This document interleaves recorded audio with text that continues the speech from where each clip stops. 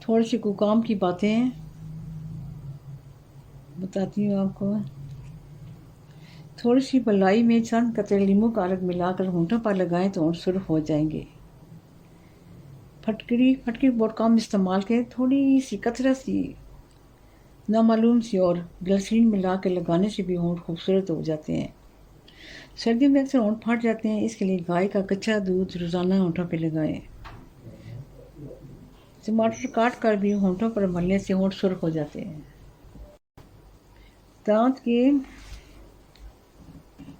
درد کے لیے کچھ یہاں ٹوٹکے لکھے ہوئے ہیں۔ یہ کہیں سے مجھے بہت سارے پیج ملے تھے، اس میں اتنی ڈھیر ساری باتیں لکھی ہوئی ہیں، یہ وہ زمانے میں نے سنبھال کے رکھے ہوئے ہیں۔ پتہ نہیں اس کتاب کا نام کیا ہے، کس نے لکھے یہ بھی نہیں پتہ، بس ایسی کہیں سے چھپائی ہے، صحیح ٹھیک ٹھاک چھپائی کا کاغذ ہے۔ ایسی کتابیں پہلے ہوتی تھی چھوٹی شکل میں، اس طرح یہ دانت درد کی باتیں لکھی ہیں کہ دانت اور درد اور مسوڑے۔ اگر دانت میں درد ہو تو لونگ کے باریک صفحوں کو لیموں کے رس میں ملا کر ملیں۔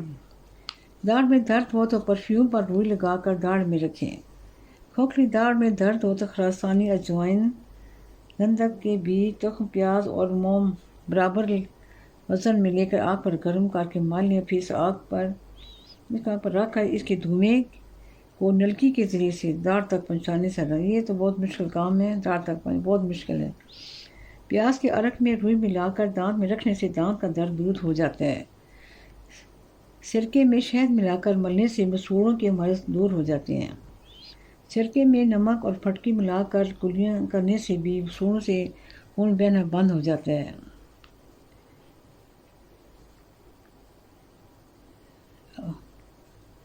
لہسن کو پیس کر دانتوں کے سوراخوں میں بانٹ دینے سے بھی دانت درد دور ہو جاتا ہے۔ آج تو بہت زیادہ کہانی دانتوں کے نکل آئی ہیں۔ 2 تولہ لیموں کا رس 1 گلاس پانی میں ڈال کر روزانہ صبح وقت کلی کرنے سے دانتوں کی تکلیفیں دور ہو جاتی ہیں۔ سبحان اللہ سبحان اللہ، آج اتنی کافی ہے، بہت زیادہ باتیں نکل آئی ہیں دانتوں کی۔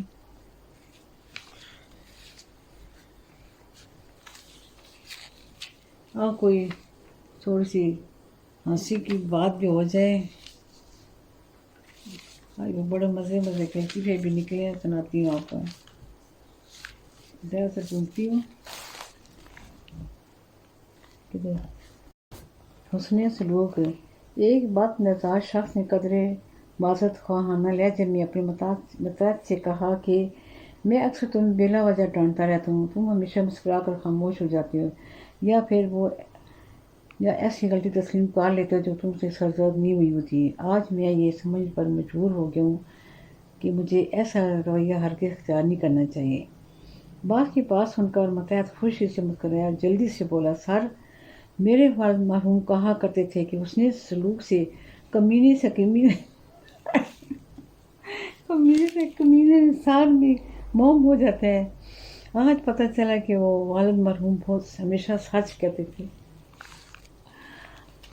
ایک دوسرا لطیف ہے، یہ بھی بڑا زبردست ہے۔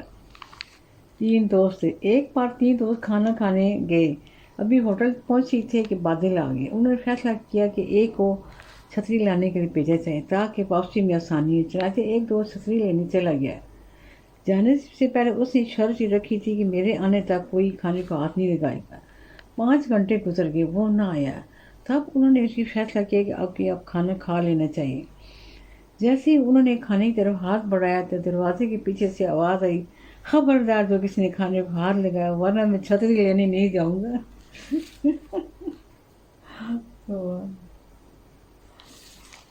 یہ لطیفہ بھی اور سچ بھی ہو سکتا ہے۔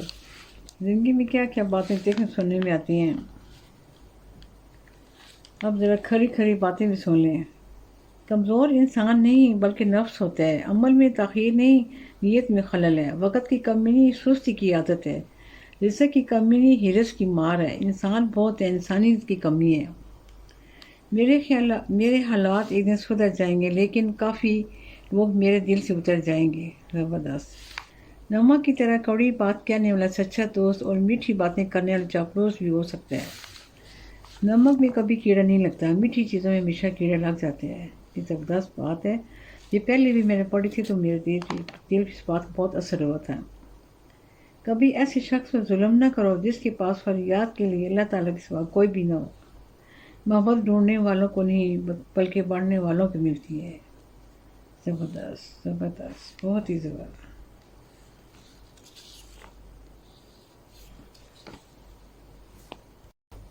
چاول اور بادام۔ ایک پٹھان بادام بیچ رہا تھا۔ سردار کے قریب آیا اور بولا، بادام کھانے سے کیا ہوتا ہے؟ پٹھان: بادام کھانے سے دماغ تیز ہوتا ہے۔ سردار: وہ کیسے؟ پٹھان: ذرا یہ تو بتاؤ 1 کلو چاول میں کتنے دانے ہوتے ہیں؟ سردار: مجھے کیا معلوم۔ پٹھان نے اسے ایک بادام کھلایا اور پوچھا، 1 درجن میں کتنے بادام ہوتے ہیں؟ سردار: پورے 12۔ پٹھان: دیکھو دماغ کتنا تیز ہوا۔ سردار: یہ تو بہت بڑے کام کی چیز ہے، ابھی 2 کلو مجھے توڑ دو۔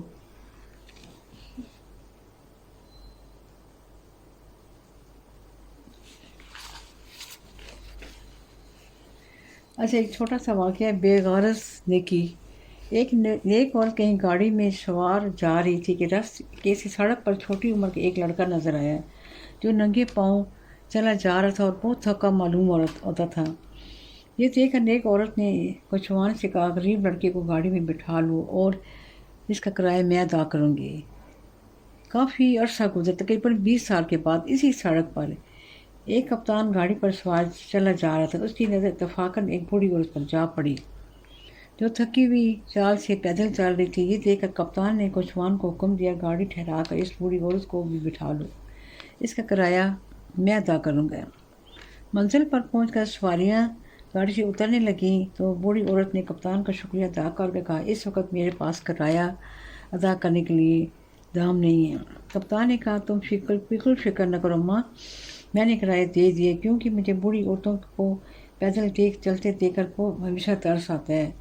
وجہ ہے یہ کہ 20 سال ہوئے جب میں غریب لڑکا تھا تو مجھے اسی جگہ کے آس پاس سڑک پر ایک ننگے پاؤں چلتے دیکھ کر ایک رحمدل عورت نے اپنی گاڑی میں بٹھا لیا تھا۔ بوڑھی عورت نے ٹھنڈی سانس بھر کر کہا، کپتان صاحب، وہ عورت تو یہی بوڑھی ہے جو تمہارے سامنے کھڑی ہے، جس کی حالت اب اتنی بگڑ گئی کہ اپنا کرایہ بھی نہیں دے سکتی ہے۔ کپتان نے کہا، نیک بخت ماں، اب آپ اس کا کوئی غم نہ کریں، میں نے بہت سا روپیہ کما لیا اور زندگی کے باقی دن آرام سے گزریں گے۔ میں وطن واپس آئی ہوں اور تم جب تک زندہ رہو گی میں بڑی خوشی تمہاری خدمت کروں گا۔ یہ سن کر بوڑھی عورت شکریہ ادا کرتی ہوئی رو پڑی اور کپتان کو دعائیں دینے لگی اور کپتان تمام عمر اس کی مدد کرتا رہا۔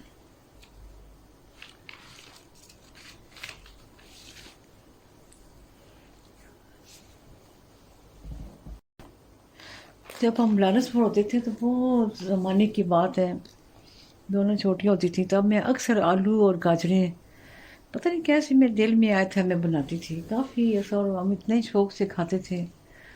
آج مجھے یاد آ گئی ہیں تو میں سوچ رہی کہ انشاءاللہ رہی زندگی تو انشاءاللہ ان سردیوں میں گاجریں اور آلو مکس بنے، اتنے مزے کی پکتی ہیں، بہت کھانے کا مزہ بھی آتا ہے۔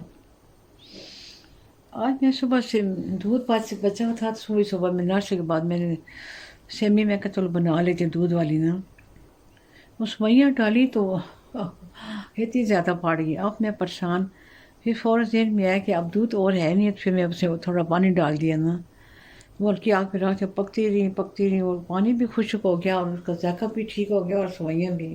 اب آپ بھی یاد رکھ لیں، اگر سوئیاں فرض کرے بھی زیادہ ہی پڑ گئی ہیں تو فوراً وہ پکتی بھی نہیں ہے، اتنا وہ بالکل شامل اتنی زیادہ گاڑی ہوتی، کھائی بھی نہیں جاتی ہیں، تھوڑی تھوڑی ذرا پتلی اچھی لگتی ہیں نا، تو شکر ہے سوئیاں ضائع نہیں ہوئی اور صحیح مزے کی پانی گئی ہیں۔ بچوں کو چھٹیاں ہو رہی ہیں، صبح سے چھٹیاں بلکہ شروع ہو گئی ہیں، صبح سے شروع ہو رہی ہیں، آئی ماؤں کی شامت آئی۔ کبھی میں ہمیشہ سوچتی ہوں کہ ایک ٹیچر 30 بچے سنبھال لیتی ہے، ایک ماں 2 بچے نہیں سنبھال سکتی، اس دور کی ماں جو ہے صرف ٹیچر آتی رہتی ہے، شور ڈالتی رہتی ہے۔ ہمارے زمانے میں کوئی بچے بھی، مجھے لگتا تھا کوئی عقل والے ہوں گے، کوئی حوصلے والے ہوتے ہوں گے، آج کل بچے بھی ماشاءاللہ نیٹ کے بچے ہیں۔ بلکہ میں جب ساری عورتیں بیٹھی ہوں نا محفل میں اکثر کہتی کہ یہ تو مجھے انسانوں کے بچے نہیں لگتے ہیں، یہ تو مجھے جنوں کے بچے لگتے ہیں، ان کی حرکتیں دیکھو، ان کی ادائیں دیکھو، ان کی بات کرنے کا طریقہ آپ دیکھو تو حیران ہو جائیں گے کہ سارے اتنی پکی پکی باتیں کرتے بندہ حیران ہوتا ہے ابھی. ہمارے زمانے میں سارے ایسے ڈھیلے ڈھالے سیدھے سادے ہوتے تھے بچے. کوئی پتہ ہی نہیں ہوتا تھا کہ کوئی ایک آدھ کوئی بچہ کوئی تیز ترار ہو. سارے ایسے سیدھے سادے ہوتے تھے. ہمارا چھوٹا بھائی ماشاء اللہ بہت سمجھدار تھا بچپن سے نا. اور سلیم تو ہنستا ہی رہتا ہے، ہر وقت ہنستا رہتا تھا. اپنی اپنی عادت ہوتی ہے. اور مشتاق بھاجن کا میں پہلے شاید آپ کو بتا چکی ہوں کہ وہ پیپر پورا سنتے تھے نا. میں اور آپ ہی دن ہمارا ایسا گزرتا تھا. ہم کو دن کو لڑیاں شڑیاں کرنی اور رات کو ہماری اتنی دوستی ہو جاتی تھی، کہانیاں سنانی، باتیں کرنی اپنا. پھر صبح ہم دونوں ایسے پہنچ جاتی ہیں، ہم ایک دوسرے کو جانتے ہی نہیں ہیں. کیا مزے کے دن تھے. ہو آپ بھی جب شادی ہوگی تو کبھی کبھار آپ بہت کام آتی تھی تو وہ جو بتاتی تھی باتیں تو مجھے بڑا غصہ آتا تھا. میں کہتی تم تو ایسی ہو، بس بیوقوف سی ہو، تو ایسے کہا تو بالکل چپ ہو جاتی ہو. میں ہوتی تو یہ کرتی، میں ہوتی تو جب صحیح پریکٹیکل لائف میں پہنچے تو پتہ چلا کہ سب کچھ پاگل ہی بننا پڑتا ہے، بیوقوف بننا ہے اور چپ کر کے وقت گزارنے پڑتا ہے. ماں باپ سب کچھ دیتے ہیں لیکن تقدیر اللہ دیتا ہے. قسمت اپنی، نصیب اپنے اپنے ہوتے ہیں. بس اللہ کی رضا ہوتی ہے. حکم ہوتا ہے کہ بچیاں پڑھا لکھا کے سمجھدار کر کے دوسرے گھروں میں بھیج دیں. اللہ پاک پوری بچیوں کی قسمت اچھی کرے. ذکر عبادت زندگی کا حصہ بنائیں. سب چھوٹے بڑے کوشش کریں بھائی نمازیں پوری کریں، سبق بھی پڑھیں. یہ تو روز کا ایک سبق ہی ہے. اتنی بارش نہیں تھی، اتنی ٹھنڈ، فضا میں اتنی ٹھنڈک ہو گئی ہے، لگتا ہے جیسے کوئی خواب دیکھ رہے ہیں. گرمی میں ٹھنڈک کتنی پیاری لگتی ہے. جو اللہ کی تعالیٰ کی بنی ہوتی ہے ٹھنڈک، وہ تو اتنا دل کو سکون دیتی ہے. صبح ہوگی، سورج نکلا، پھر اللہ کی شان دیکھیں کیسی دھوپ ہو جائے گی. سب اللہ کی شان ہے، اس کے اپنے نظارے ہیں، وہی دکھاتا ہے اور انسان دیکھ کے حیران ہوتا ہے.